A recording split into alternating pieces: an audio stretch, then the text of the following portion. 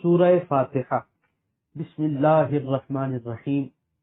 یہ وہ مختصر لیکن حقائق اور معانی سے لبریز، دل نشین و دل آویز، جلیل القدر صورت ہے جس سے اس مقدس آسمانی کتاب کا آغاز ہوتا ہے، جس نے تاریخ انسانی کا رخ موڑ دیا، جس نے فکر و نظر میں انقلاب پیدا کر دیا، جس نے قلب و روح کو نئی زندگی بخش دی۔ اس پاک صورت کی گوناگوں برکات کو کیوں کر قلم بند کیا جا سکتا ہے؟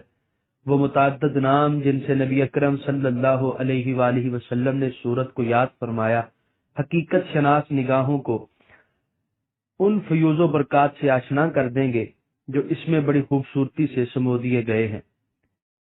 ان ناموں سے چند یہ ہیں: الفاتحہ، رحمت و حکمت کے خزانے کھولنے والی، فاتحۃ الکتاب، قرآن حکیم کے سربستہ رازوں کی کلید، ام القرآن، حقائق قرآنی کا ماخذ و منبع، السبع المثانی، بار بار دہرائی جانے والی 7 آیتیں، الشفاء، جسمانی اور روحانی بیماریوں کا تریاق۔ یہ سورہ پاک مکہ مکرمہ میں نازل ہوئی، اس کا ایک رکوع ہے، 7 آیتیں ہیں، اس کے الفاظ کی تعداد 25 ہے اور حروف کی تعداد 123 ہے۔ سورۃ الفاتحہ مکیہ، بسم اللہ الرحمن الرحیم۔ اللہ کے نام سے شروع کرتا ہوں جو بہت ہی مہربان، ہمیشہ رحم فرمانے والا ہے۔ اسلامی آداب معاشرت میں بسم اللہ کو اہم مقام حاصل ہے۔ ہمیں ہمارے ہادی و مرشد علیہ الصلوۃ والسلام نے یہ سبق دیا ہے کہ ہر کام بسم اللہ سے شروع کرو، بلکہ یہاں تک فرمایا اغلق بابک واذکر اسم اللہ واطفی مصباحک واذکر اسم اللہ وخمر اناءک واذکر اسم اللہ واوکی سقاءک واذکر اسم اللہ۔ دروازہ بند کرو تو اللہ کا نام لیا کرو، دیا بجھاؤ تو اللہ کا نام لیا کرو، اپنے برتن ڈھانپو تو اللہ کا نام لیا کرو، اپنی مشق کا منہ باندھو تو اللہ کا نام لیا کرو۔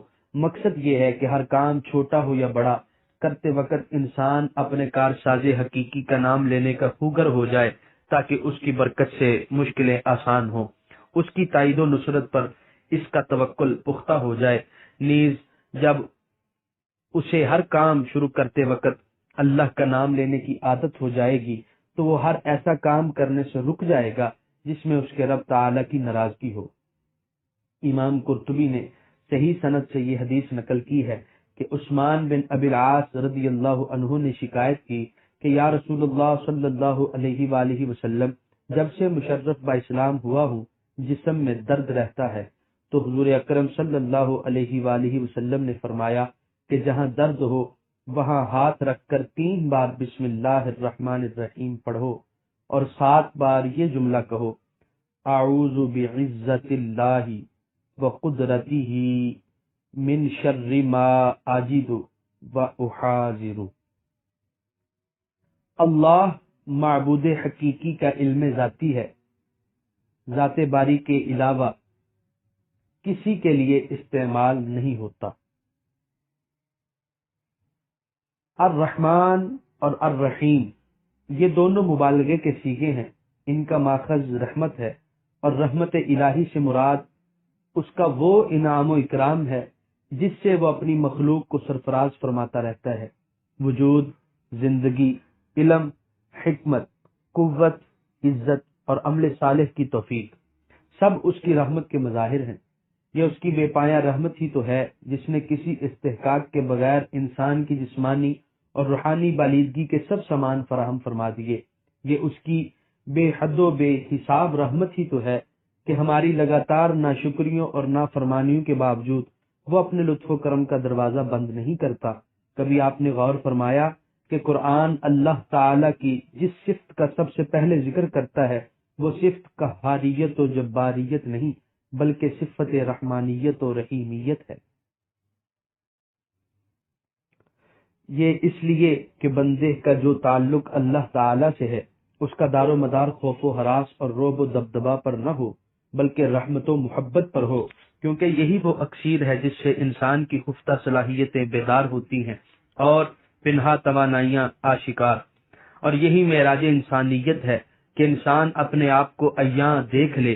بعض حق ناشناس کہتے ہیں کہ اسلام کا خدا خونی ہے اور اپنے ماننے والوں کو خونخواری سکھاتا ہے۔ کاش وہ اسلام کی مقدس کتاب کے پہلے صفحے کی پہلی آیت ہی پڑھ لیتے تو انہیں پتہ چل جاتا کہ اسلام کا خدا خونخوار نہیں، الرحمن ہے۔ اس کی رحمت کا وسیع دامن کائنات کے ذرے ذرے کو اپنے آغوش لطف و کرم میں لیے ہے۔ اسلام کا خدا شفاق نہیں بلکہ الرحیم ہے، اس کی رحمت کا بادل ہر وقت برستا ہی رہتا ہے۔ جیسے پہلے عرض کیا کہ یہ دونوں مبالغے کے صیغے ہیں، ان کا معنی صرف رحمت کرنے والا نہیں بلکہ بہت اور ہر وقت رحمت کرنے والا ہے، لیکن الرحمن میں الرحیم سے بھی زیادہ مبالغہ ہے، یعنی بہت ہی رحم فرمانے والا، اتنی رحمت فرمانے والا جس سے زیادہ کا تصور ہی نہیں کیا جا سکتا۔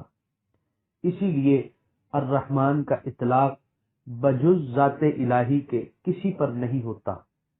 مسئلہ: بسم اللہ کلام الہی ہے، دو صورتوں کو الگ کرنے کے لیے اس کا نزول ہوا۔ یہ نہ سورہ فاتحہ کی آیت ہے نہ کسی اور سورت کی، ہاں سورہ النمل کی ایک آیت کا جزو ہے، اس لیے احناف و مالکیہ کے نزدیک سورہ فاتحہ کی طرح نماز میں اسے بلند آواز سے پڑھنا منع ہے۔ سورہ فاتحہ آیت نمبر 1: الحمدللہ رب العالمین، سب تعریفیں اللہ کے لیے جو مرتبہ کمال تک پہنچانے والا ہے سارے جہانوں کا۔ آیت نمبر 1 کے پہلے حصے کی تفسیر: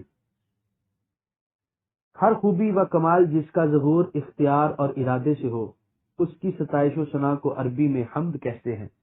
تو اس لفظ حمد نے اس حقیقت کو بے حجاب کر دیا کہ اللہ تعالی کا صفات کمال سے متصف ہونا اضطراری اور غیر اختیاری نہیں بلکہ اس کی اپنی مرضی اور ارادے کی جلوہ نمائی ہے۔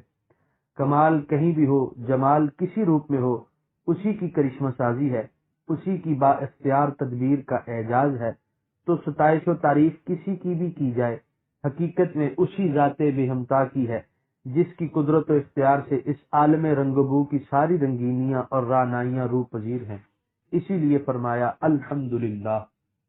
سورہ فاتحہ کا آغاز الحمد سے کیا، اس سے اس امر کی طرف بھی اشارہ ہے کہ سالک جب راہ طلب میں قدم رکھے تو پہلے اپنے رب کی حمد کرے جس نے اس راہ پر گامزن ہونے کی اسے توفیق بخشی، جس نے منزل مقصود کی لگن اس کے دل میں پیدا کی، کیونکہ میری طلب بھی انہی کے کرم کا صدقہ ہے، قدم یہ اٹھتے نہیں ہیں اٹھائے جاتے ہیں۔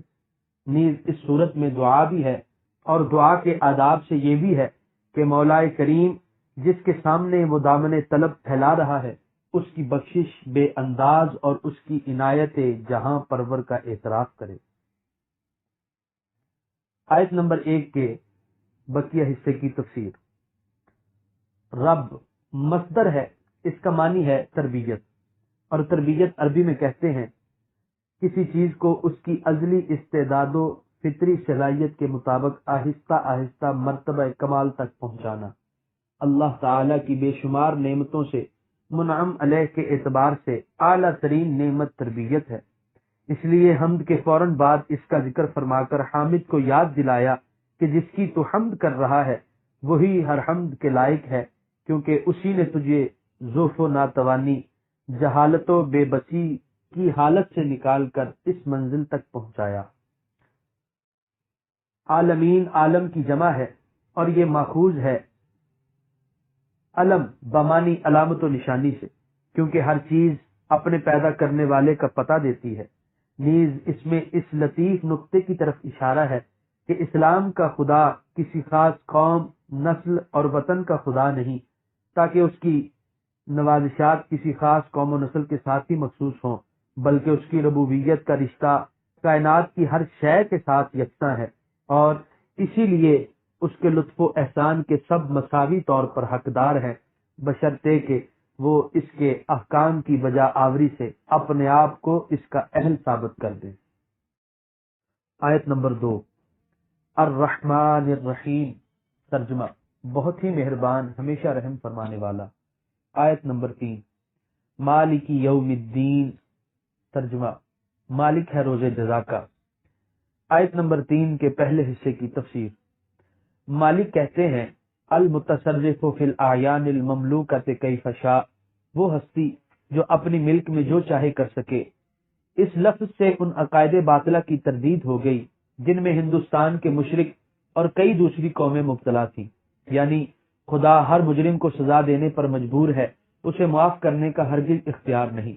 قرآن نے فرمایا وہ مالک و مختار ہے اور ہر چیز جن و انس سب اس کی ملکیت ہے، جیسے چاہے ان سے سلوک فرمائے۔ اگر مجرم کو سزا دینا چاہے تو اسے کوئی روک نہیں سکتا، اور اگر بخشنا چاہے تو اسے کوئی ٹوک نہیں سکتا۔ آیت نمبر 3 کے بقیہ حصے کی تفسیر۔ دین کا معنی ہے حساب اور جزا۔ لبید کہتا ہے ثواب و عذاب کی تعبیر لفظ دین سے کی تاکہ پتہ چلے کہ یہ ثواب و عذاب بلا وجہ نہیں، بلکہ ان کے اپنے اعمال کا طبعی ثمر ہے جس سے مفر نہیں۔ مقصد یہ ہے کہ انسان گناہوں کی لذت میں کھو کر ان برے نتائج سے بے خبر نہ ہو جائے جو رونما ہو کر رہیں گے۔ اپنی عمر ناپائیدار اور اس کی فنا پذیر راحتوں اور عزتوں پر مغرور ہو کر اس دن کو نہ بھول بیٹھے جبکہ انصاف کے ترازو میں اس کا ہر چھوٹا بڑا نیک و بد عمل تولا جائے گا۔ اس میں شک نہیں کہ وہ رب ہے، اس میں کلام نہیں کہ اس کی رحمت بے پایاں ہے، لیکن اس کی یہ صفت کمال بھی ہر وقت پیش نظر رہے کہ وہ عادل ہے۔ حق تو یہ ہے کہ عدل کے بغیر اس کی صفات ربوبیت و رحمت کا کامل ظہور ہو ہی نہیں سکتا۔ کان کھول کر سن لو، وہ دن آنے والا ہے جب ستوت و جبروت کے سب موہوں میں پے کر مٹ جائیں گے، اکڑی ہوئی سب گردنیں جھک جائیں گی، ظاہر و باطن میں اس کی فرما روائی ہوگی جو حقیقی فرما روا ہے۔ کتنی افسوسناک حقیقت ہے کہ وہ امت جس کے دین کی بنیادی عقائد میں روز جزا پر ایمان لانا ہے، میدان عمل میں اس کی غالب اکثریت میں اس ایمان کا کوئی اثر محسوس نہیں کیا جاتا۔ وہ روز حساب اور مکافات عمل کے قانون سے یوں غافل ہیں گویا کسی نے انہیں یہ بات بتائی ہی نہیں۔ آیت نمبر 4، ایاک نعبد و ایاک نستعین۔ ترجمہ، تیری ہی ہم عبادت کرتے ہیں اور تجھ ہی سے مدد چاہتے ہیں۔ آیت نمبر 4 کے پہلے حصے کی تفسیر۔ تیری ہی ہم عبادت کرتے ہیں۔ عبادت کیا ہے؟ آپ کو لغت و تفسیر کی ساری کتابوں میں اس کا یہ معنی ملے گا، اقصی غایت الخضوع والتذلل، یعنی حد درجے کی عاجزی اور انکسار۔ مفسرین اس کی مثال سجدے سے دیتے ہیں، حالانکہ صرف سجدہ ہی عبادت نہیں بلکہ حالت نماز میں تمام حرکات و سکنات عبادت ہیں۔ ہاتھ باندھ کر کھڑے ہونا، رکوع اور رکوع کے بعد ہاتھ چھوڑ کر کھڑے ہونا، سجدہ اور اس کے بعد حالت اتحیات میں دوزانو بیٹھنا، سلام کے لیے دائیں بائیں منہ پھیرنا، یہ سب عبادت ہے۔ اگر عبادت صرف تذلل و انکسار کے آخری مرتبے کا نام ہے اور یہ آخری مرتبہ سجدہ ہی ہے تو کیا یہ باقی چیزیں عبادت نہیں؟ اس کا تو تصور بھی نہیں کیا جا سکتا۔ اور اگر یہ ساری چیزیں مطلقاً عبادت ہیں، اگر کوئی شاگرد اپنے استاد کے سامنے اور بیٹا اپنے باپ کے سامنے دوزانو ہو کر بیٹھتا ہے یا ان کی آمد پر کھڑا ہو جاتا ہے تو کیا یہ کہنا درست ہوگا کہ اس نے اپنے استاد یا باپ کی عبادت کی اور ان کو اپنا معبود بنا لیا؟ حاشا وکلا۔ پھر وہ کون سی چیز ہے جو ان حرکات و سکنات کو اگر یہ نماز میں ہو تو عبادت بنا دیتی ہے، اور یوں کھڑے ہونے کو یعنی ہاتھ باندھے یا کھولے ہوئے اور اس طرح بیٹھنے کو اور دائیں بائیں منہ پھیرنے کو تذلل و انکسار کے آخری مرتبے پر پہنچا دیتی ہے؟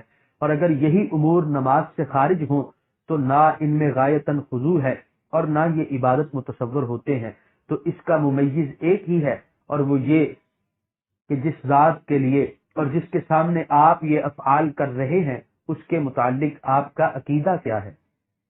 اگر آپ اس کو اللہ اور معبود یقین کرتے ہیں تو یہ سب اعمال عبادت ہیں اور سب میں غایتاً تذلل و خضوع پایا جاتا ہے، لیکن اگر آپ اس کو عبد اور بندہ سمجھتے ہیں، نہ خدا کا بیٹا، نہ اس کی بیوی، نہ اس کا اوتار، تو یہ اعمال عبادت نہیں کہلائیں گے۔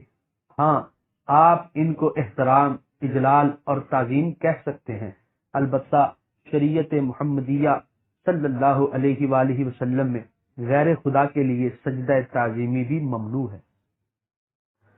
یہ سمجھ لینے کے بعد اب یہ بات خود بخود واضح ہو گئی کہ اللہ تعالی کی ذات پاک کے بغیر کوئی دوسری چیز ایسی نہیں جس کی عبادت شرعن یا عقلاً درست ہو، سب سے بالا تر اور قوی تر وہ، سب کا خالق اور سب کو اپنی تربیت سے مرتبہ کمال تک پہنچانے والا وہ، لطف و کرم کا پہم می برسانے والا وہ، بندہ ہزار خطائیں کرے لاکھوں جرم کرے اپنی رحمت سے معاف فرمانے والا وہ، اور قیامت کے دن ہر نیک و بد کی قسمت کا فیصلہ فرمانے والا وہ، تو اسے چھوڑ کر انسان کسی غیر کی عبادت کرے تو آخر کیوں، بلکہ اس کے بغیر اور ہے ہی کون جو معبود اور اللہ ہو اور اس کی پرستش کی جائے۔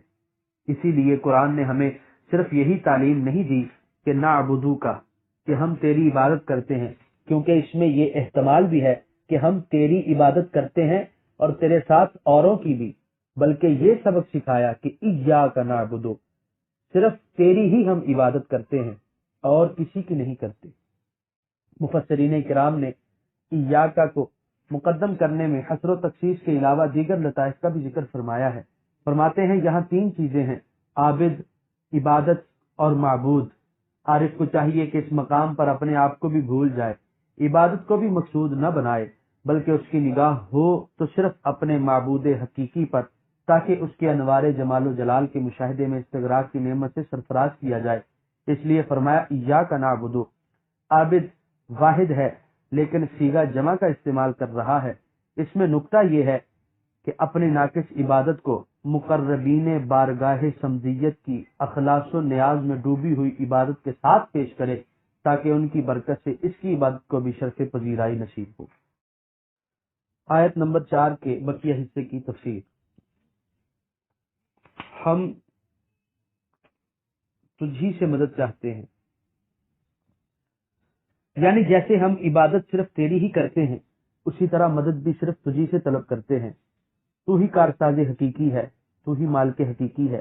ہر کام میں، ہر حاجت میں تیرے سامنے ہی دست سوال دراز کرتے ہیں، لیکن اس کا یہ مطلب نہیں کہ اس عالم اسباب میں اسباب سے قطع نظر کر لی جائے۔ بیمار ہوئے تو علاج سے کنارہ کش، تلاش رزق کے وقت وسائل معاش سے دستبردار، حصول علم کے لیے صحبت استاد سے بیزار۔ اس طریقہ کار سے اسلام اور توحید کو کوئی سروکار نہیں، کیونکہ وہ جو شافی، رزاق اور حکیم ہے، اسی نے ان نتائج کو ان اسباب سے وابستہ کر لیا ہے، اسی نے ان اسباب میں تاثیر رکھی ہے۔ اب ان اسباب کی طرف رجوع استعانت بالغیر نہیں ہوگی۔ اسی طرح ان جملہ اسباب میں سب سے قوی تر اور اثر آفری سبب دعا ہے۔ حضور علیہ الصلوۃ والتسلیم نے فرمایا الدعاء یرد القضاء، کہ دعا تو تقدیر کو بھی بدل دیتی ہے، اور اس میں بھی کلام نہیں کہ محبوبان خدا کے ساتھ اللہ تعالی کا وعدہ ہے کہ وہ ان کی عاجزانہ اور نیاز مندانہ التجاؤں کو ضرور شرف قبول بخشے گا۔ چنانچہ حدیث قدسی جسے امام بخاری رحمۃ اللہ علیہ اور دیگر محدثین نے روایت کیا ہے میں مذکور ہے کہ اللہ تعالی اپنے مقبول بندوں کے متعلق ارشاد فرماتا ہے، اگر میرا مقبول بندہ مجھ سے مانگے گا تو میں ضرور اس کا سوال پورا کروں گا، اور اگر وہ مجھ سے پناہ طلب کرے گا تو میں ضرور اسے پناہ دوں گا۔ تو اب اگر کوئی شخص ان محبوبان الہی کی جناب میں خصوصاً حبیب کبریا علیہ التحیۃ والثناء کے حضور میں کسی نعمت کے حصول یا کسی مشکل کے کشود کے لیے التماس دعا کرتا ہے تو یہ بھی استعانت بالغیر اور شرک نہیں، بلکہ عین اسلام اور عین توحید ہے۔ ہاں، اگر کسی ولی، شہید یا نبی کے متعلق کسی کا یہ عقیدہ ہو کہ یہ مستقل بالذات ہے اور خدا نہ چاہے تب بھی یہ کر سکتا ہے تو یہ شرک ہے اور ایسا کرنے والا مشرک ہے۔ اس حقیقت کو حضرت شاہ عبد العزیز رحمۃ اللہ علیہ نے نہایت بسط کے ساتھ اپنی تفسیر میں رقم فرمایا ہے، اور اس کا ماحصل مولانا محمود الحسن صاحب نے اپنے حاشیہ قرآن میں ان جامع الفاظ میں بھی بیان کیا ہے۔ اس آیت شریفہ سے معلوم ہوا کہ اس کی ذات پاک کے سوا کسی سے حقیقت میں مدد مانگنی بالکل ناجائز ہے۔ ہاں، اگر کسی مقبول بندے کو محض واسطہ رحمت الہی اور غیر مستقل سمجھ کر استعانت ظاہری اس سے کرے تو یہ جائز ہے کہ یہ استعانت در حقیقت حق تعالی سے ہی استعانت ہے، اور اسی طرح کی استعانت تو پاکان امت کا ہمیشہ سے معمول رہا ہے۔ حضرت شاہ ولی اللہ رحمۃ اللہ علیہ جناب رسالت معاب صلی اللہ علیہ وآلہ وسلم میں عرض کرتے ہیں وَأَنْتَ مُجِيرِي مِنْ هُجُومٍ مُلِمَّةٍ، اذا انشبت فی القلب شر المخالب۔ ترجمہ: یا رسول اللہ صلی اللہ علیہ وسلم، حضور مجھے پناہ دینے والے ہیں جب مصیبتیں ٹوٹ پڑیں اور دل میں اپنے بے رحم پنجے گاڑ دیں۔ بانی دارالعلوم دیوبند عرض کرتے ہیں، مدد کر اے کرم احمدی کے تیرے سوا، نہیں ہے قاسم بے کس کا کوئی حامی کار۔ آیت نمبر 5، اہدنا الصراط المستقیم۔ ترجمہ: چلا ہم کو سیدھے راستے پر۔ آیت نمبر 5 کی تفسیر۔ لغت میں ہدایت کا معنی ہے لطف و عنایت سے کسی کو منزل مقصود تک پہنچا دینا۔ الہدایت دلالۃ بلطف۔ اللہ تعالی کی عظمت و کبریائی کے بیان کے بعد، اس کے مسلسل انعامات کے اعتراف کے بعد، اپنی عبودیت اور ناتوانی کا اعلان کرنے کے بعد، انسان اب اپنے رحمان و رحیم رب کے حضور میں دعا کے لیے ہاتھ پھیلا کر گویا عرض کرتا ہے، میں کمزور ہوں، نفس کی فریب کاریاں اور شیطان کی وسوسہ اندازیاں بہت شدید ہیں، خود تو میری دستگیری فرما، اپنے لطف و کرم سے مجھے سیدھے راستے پر ثابت قدمی سے چلتے رہنے کی توفیق بخش اور اپنی رضا کی منزل تک پہنچا۔ قرب و وصال الہی کے اس مقام پر پہنچ کر مومن تنہا اپنی ذات کے لیے ہدایت طلب نہیں کرتا، بلکہ ساری امت محمدیہ کے لیے ہدایت کا طلبگار ہوتا ہے، کہتا ہے اہدنا، ہم سب کو ہدایت دے، کیونکہ اگر ہدایت اسلام چند افراد تک محدود رہے گی تو اس کی عالمگیر برکات و فیوز کا اظہار کیوں کر ہوگا؟ شرق و غرب میں انسان جن گمراہیوں میں ٹھوکریں کھا رہا ہے ان سے کیوں کر چھٹکارا پا سکے گا؟ اور کنتم خیر امت اخرجت للناس کی تعبیر کیسے ہوگی؟ ہدایت کے بے شمار مدارج ہیں، ایک سے ایک بلند، ایک سے ایک اعلیٰ۔ مومن جب یہ دعا مانگتا ہے تو اس کا مقصد یہ ہوتا ہے کہ اسے اس کے موجودہ مقام قرب و ہدایت سے عرفہ اور اعلیٰ مقام پر فائز فرمایا جاوے، یا شیطان کی وسوسہ اندازی اور نفس کی کمزوری کے باعث قدم کے پھسل جانے کا جو ہر لحظہ خطرہ ہے اس سے اسے محفوظ رکھا جائے اور اسے اس راہ پر ثبات نصیب ہو، اور وہ دم واپسی تک شیطان کے ہر دام فریب کو تار تار کرتا ہوا راہ ہدایت پر بڑھتا چلا جائے۔ وَهَذَا الدُّعَاءُ مِنَ الْمُؤْمِنِينَ وَمِنَ النَّبِيِّ صلی اللہ علیہ وسلم مع كونهم على الهداية لطلب التثبت او طلب مزید الهداية فإن الألطاف والهدايات من الله تعالى لا تتناهى۔ آیت نمبر 6، صراط الذین انعمت علیہم۔ ترجمہ: راستہ ان کا جن پر تو نے انعام فرمایا۔ آیت نمبر 6 کی تفسیر۔